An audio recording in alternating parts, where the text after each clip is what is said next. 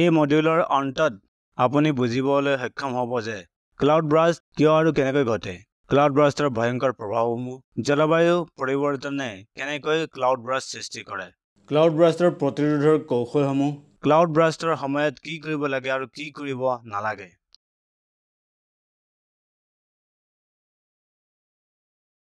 এই মডিউলত আমি ক্লাউড বাৰ্ষ্টৰ বিষয়ে আলোচনা কৰিম। ক্লাউড বাৰ্ষ্ট হৈছে হিমালয়ৰ পৰিসৰত ঘটা এক প্ৰাকৃতিক আৰু সাধাৰণ ঘটনা, বিশেষকৈ উত্তৰাখণ্ড, হিমাচল প্ৰদেশ আৰু জম্মু কাশ্মীৰত সঘনাই ঘটে। ক্লাউড বাৰ্ষ্ট আৰু ইয়াৰ লগত জড়িত থকা দুৰ্যোগবোৰে প্ৰতি বছৰে হাজাৰ হাজাৰ মানুহক প্ৰভাৱিত কৰে আৰু জীৱন, সম্পত্তি, জীৱিকা আৰু পৰিৱেশৰ ক্ষতি সাধন কৰে। সীমিত এলেকাত অতি তীব্ৰ বৰষুণৰ ঘটনাই ক্লাউড বাৰ্ষ্টৰ ৰূপ লয়। যদি কোনো এলেকাত 1 ঘণ্টাত 100 মিলিমিটাৰ বৰষুণ পৰে আৰু সেই বৰষুণ কিছু বৰ্গ কিলোমিটাৰৰ ভিতৰত কেন্দ্ৰীভূত হয়, তেতিয়া ইয়াক ক্লাউড বাৰ্ষ্ট বুলি কোৱা হয়। অতীতত বিশ্বাস কৰা হৈছিল যে মেঘবোৰ কঠিন পানীৰ পৰিমাণ আছিল, যিয়ে কোনো এক এলেকাত বিস্ফোৰিত হৈ পৰে। ক্লাউড বাৰ্ষ্ট ঘটে যেতিয়া মেঘৰ তলৰ পৰা গৰম বতাহৰ প্ৰৱাহ ওপৰলৈ গৈ মইশ্চাৰ কঢ়িয়াই নিয়ে।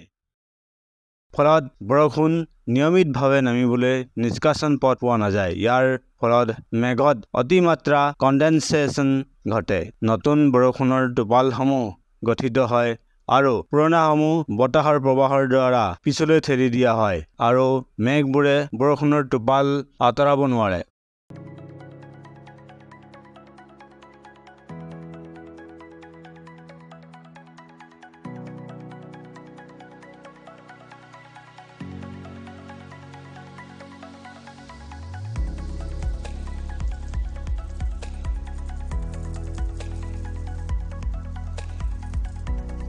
ফলত এটা প্ৰচণ্ড বৰষুণৰ ফলত 1 একৰ মাটিত প্ৰায় 70,000 টন পানী পৰে।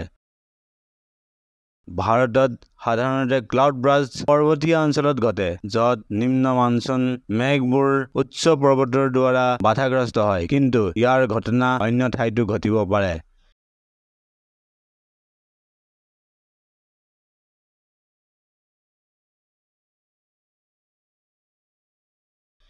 হিমালয়ৰ বহু ঠাইত ক্লাউড বাৰ্ষ্টৰ ঘটনা সাধাৰণতে লক্ষ্য কৰা নাযায়, কিয়নো এই স্থানসমূহত বতৰ পৰ্যবেক্ষণ কেন্দ্ৰ নাই। জলবায়ু পৰিৱৰ্তনৰ লগত ক্লাউড বাৰ্ষ্টৰ সংযোগ স্থাপন কৰা হৈছে যেনে অন্য কোনো প্ৰাকৃতিক দুৰ্যোগৰ ক্ষেত্ৰত হয়। ইয়াৰ তীব্ৰতা আৰু ঘনত্ব দিনক দিনে বৃদ্ধি পাইছে। জম্মু কাশ্মীৰ, হিমাচল প্ৰদেশ আৰু উত্তৰাখণ্ডত ক্লাউড বাৰ্ষ্টৰ ঘটনা অধিক ঘনাই ঘটিব ধৰিছে।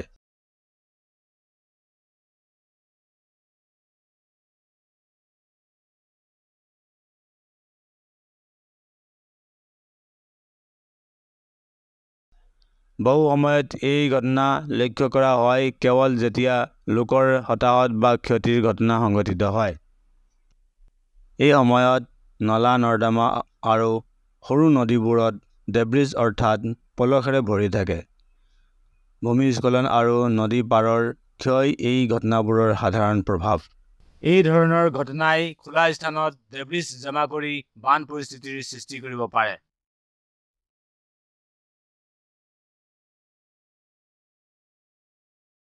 এতিয়া ক্লাউড বাৰ্ষ্টৰ কিছুমান প্ৰভাৱৰ বিষয়ে জানো আহক। ক্লাউড বাৰ্ষ্টে ফ্লেছ ফ্লাডৰ সৃষ্টি কৰিব পাৰে, য'ত অতি বেছি পৰিমাণৰ পানী অতি সোনকালে বৈ যায় আৰু যদি পানী বৈ যোৱাত বাধা পায় সকলোকে ধ্বংস কৰি দিয়ে। এই বানে দূষিত পানী কঢ়িয়াই নিয়া দেখা যায়, যিয়ে নদী আৰু বাসস্থানবোৰক প্ৰদূষিত কৰিব পাৰে। এক অভূতপূৰ্ব ক্লাউড বাৰ্ষ্টৰ ফলত হোৱা আকস্মিক বানে চিলিট আৰু ছেডিমেণ্ট বহন কৰে, যিয়ে শস্যসমূহৰ ধ্বংস কৰিব পাৰে। বেছি বৰষুণৰ ফলত প্ৰায়ে ভূমিস্খলন ঘটে, যিয়ে ডাউনষ্ট্ৰীমত ব্যাপক ধ্বংস সাধন কৰে। ক্লাউড বাৰ্ষ্টৰ কাৰণে ফ্লেছ ফ্লাডত মানুহ আৰু পশুপালক ডুবি যায়। মেঘ বৃষ্টিৰ ফলত ঘৰৰ আৰু দলঙৰ ধ্বংস ঘটাই সম্পত্তি আৰু গাঁথনিৰ ক্ষতি কৰে। অতি প্ৰাকৃতিক পৰিস্থিতিত পৰিবহণ ব্যৱস্থাৰ ক্ষতি হয়, যাৰ ফলত ৰাস্তা বানত ডুবি যায়। ক্লাউড বিস্ফোৰণৰ বাবে দুৰ্ঘটনা সংঘটিত হয়।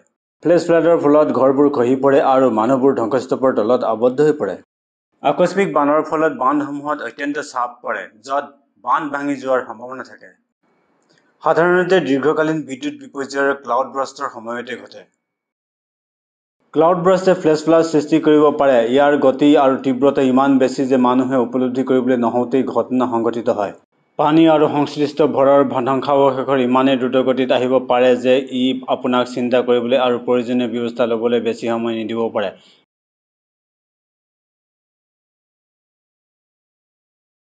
আপোনাৰ ইয়াক প্ৰতিৰোধ কৰাৰ কোনো উপায় নহ'বও পাৰে, কিন্তু আপুনি উচিত সংকেতৰ ওপৰত লক্ষ্য ৰাখি আৰু উচ্চ আৰু সুৰক্ষিত স্থানলৈ যাব লাগিব। কিছু প্ৰতিৰোধমূলক ব্যৱস্থা গ্ৰহণ কৰা হৈছে। উন্নত বান সতৰ্কীকৰণ ব্যৱস্থা স্থাপন কৰা, ঘৰ আৰু ব্যৱসায়সমূহ বানৰ প্ৰতিৰোধৰ বাবে মডিফাই কৰা, বানৰ স্তৰৰ ওপৰত ঘৰ নিৰ্মাণ কৰা আৰু গছ পুলি ৰোৱা। গছ পুলিয়ে অতিৰিক্ত বৰষুণৰ পানী শোষণ কৰে, মাটিৰ ক্ষয় আৰু বানৰ পৰা ৰক্ষা কৰাত সহায় কৰে। আমি নিশ্চিত কৰিব লাগিব যে এলেকাত যথেষ্ট বান নিৰোধক ব্যৱস্থা আছে।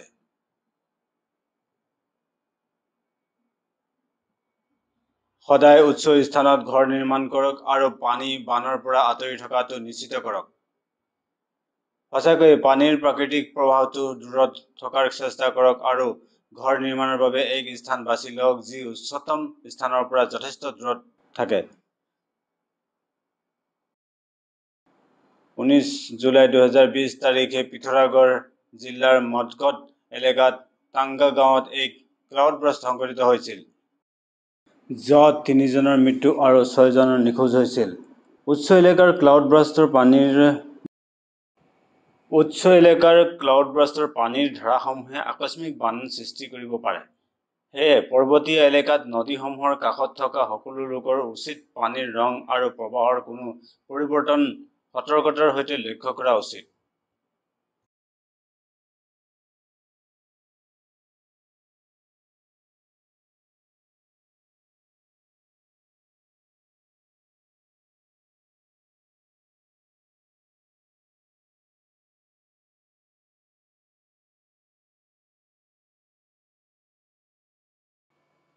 মেঘ বৃষ্টি সংঘটিত হ'লে কি কৰিব লাগে সেয়া চাওঁ আহক।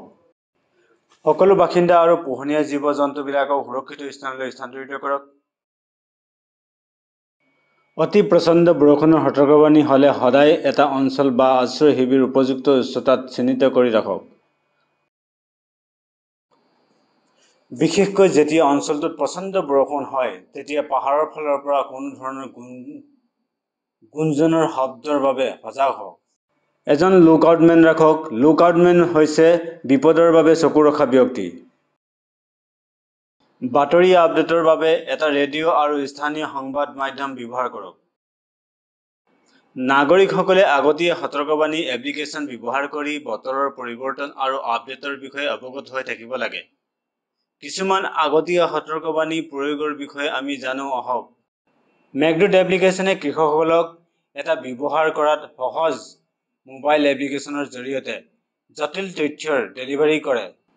সচেত মোবাইল এপ্লিকেশ্যন NDMA অৰ্থাৎ ৰাষ্ট্ৰীয় দুৰ্যোগ পৰিচালনা কৰ্তৃপক্ষৰ দ্বাৰা ৰূপায়িত এপ্লিকেশ্যনে যিকোনো দুৰ্যোগৰ আগতে, সেই সময়ত আৰু তাৰ পিছত সাধাৰণ লোকৰ বাবে সতৰ্কতা প্ৰচাৰৰ মাধ্যম হিচাপে কাম কৰে। ই বিভিন্ন সতৰ্কতা সৃষ্টিকাৰী সংস্থা আৰু কেন্দ্ৰীয় শাসিত অঞ্চলৰ 36 খন ৰাজ্যৰ দুৰ্যোগ ব্যৱস্থাপনা কৰ্তৃপক্ষৰ পৰা ভাৰতীয় নাগৰিকসকলক এলেকাৰ নিৰ্দিষ্ট সতৰ্কবাণী প্ৰচাৰ কৰে। সম্ভৱ হ'লে ওচৰ চুবুৰীয়াক সহায় কৰক। শক্তিশালী ৰছী আৰু সুসজ্জিত প্ৰাথমিক চিকিৎসা কিটে উদ্ধাৰ প্ৰচেষ্টা বহু পৰিমাণে বৃদ্ধি কৰিব পাৰে। উচ্চ অঞ্চললৈ খালী কৰাৰ সময়ত সদায় পৰ্যাপ্ত খাদ্য যোগান থকা জৰুৰীকালীন কিট এটা লৈ ফুৰিব লাগে।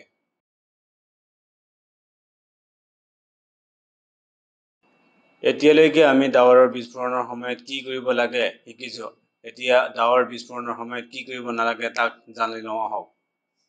এভেকুৱেশ্যনৰ বাবে শেষ মুহূৰ্তলৈকে অপেক্ষা নকৰিব। তলৰ উপত্যকাৰ ফালে দ্ৰুতগতিত আগবাঢ়িব নালাগে। সাৱধানে আগবাঢ়ি যাওক। আপোনাৰ কৌতূহলৰ প্ৰতি থকা আগ্ৰহ বা চেলফিয়ে আপোনাৰ সুৰক্ষাত বাধা দিবলৈ নিদিব। তৎক্ষণাত খালী কৰক আৰু বস্তুবোৰ উদ্ধাৰ কৰিবলৈ অপেক্ষা নকৰিব।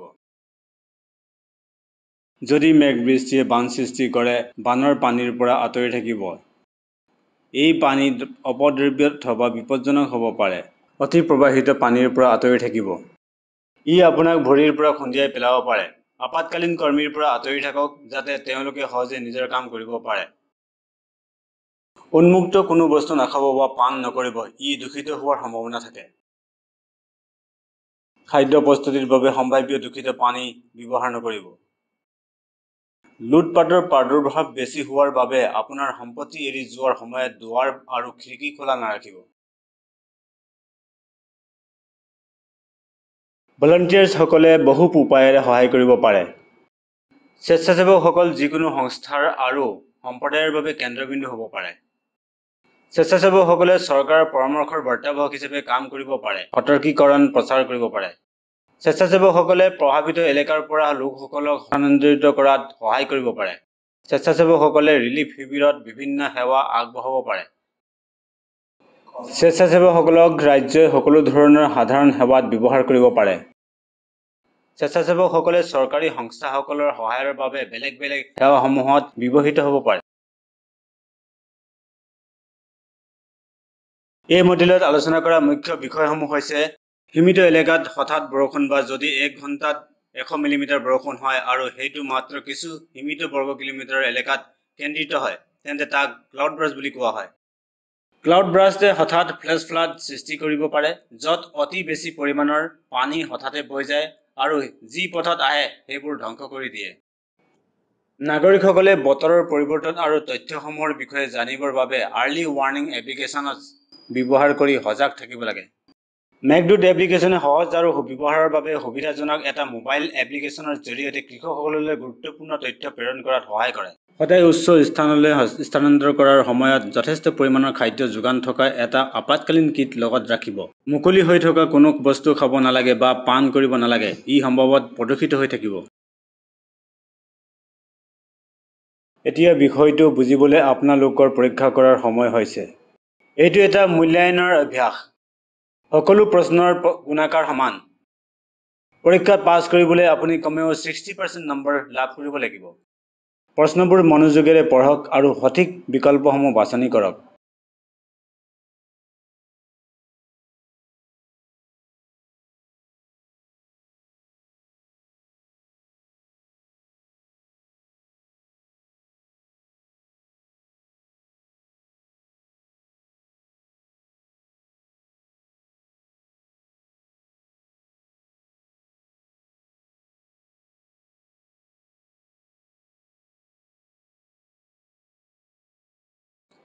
অভিনন্দন।